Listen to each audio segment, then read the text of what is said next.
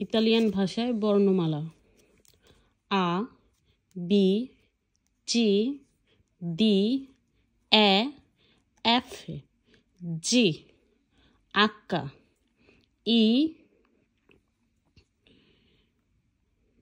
I lunga K L M N O P Q R S T U V W X Y জেতা।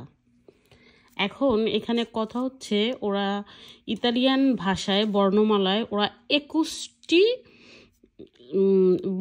Letter মানে ব্যবহার করে 21টি। যেমন এই যে আমাদের জে কে, তারপরে আপনার ডাব্লিউ এক্স ওয়াই, এই 5টা অক্ষর ওদের ব্যবহার হয় না বললেই চলে। তারপরেও এটা আমরা বোঝার জন্য রাখছি।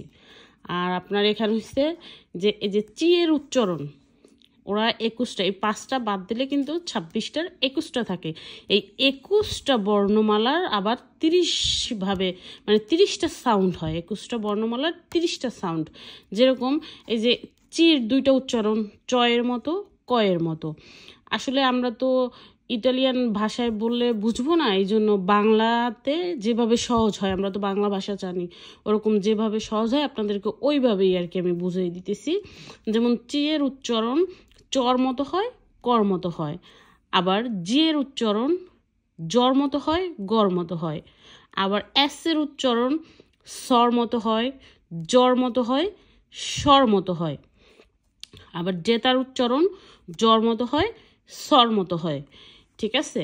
তারপরে আপনার ভাওয়েল, ভাওয়েল তো আমরা জানি যেটাকে ওদের ভাষায় ভোকালে বলে। ভোকালে ভাওয়েল 5টা, আ এ ই অ উ।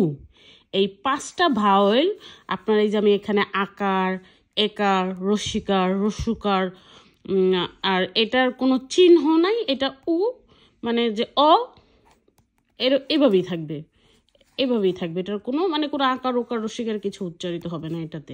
ঠিক আছে। কিন্তু এই 4টাতে আপনার আকার, একার, রস্যিকার, উকার, এটা আপনাদেরকে আমি পরে বুঝাই দেবো, জাস্ট মাথায় রাখবেন। এন নেই নয়ের উচ্চারণ করে যেরকম নন না, নন না।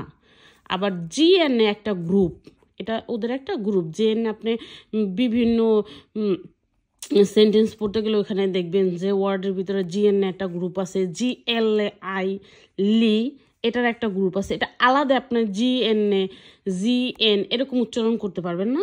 এটা আপনার জি এন এ ইও এটাই উচ্চারণ করতে হবে, জি এল আই লি। ঠিক আছে। যেরকম ধরেন G N A O G N A ই, এখানে কিন্তু অনিয়ে মানে এভাবে উচ্চারণ হবে।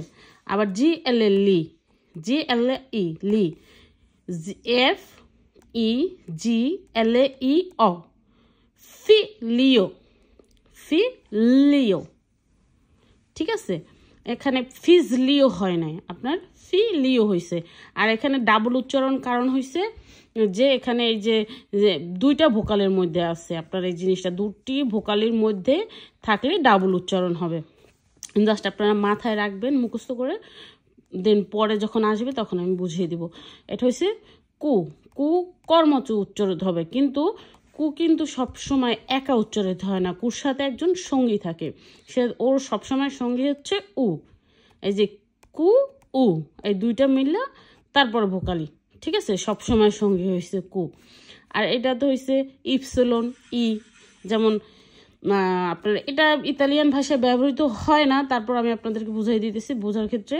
যেমন ইপসিলন, ইপসিলন আ টি অ পি অ।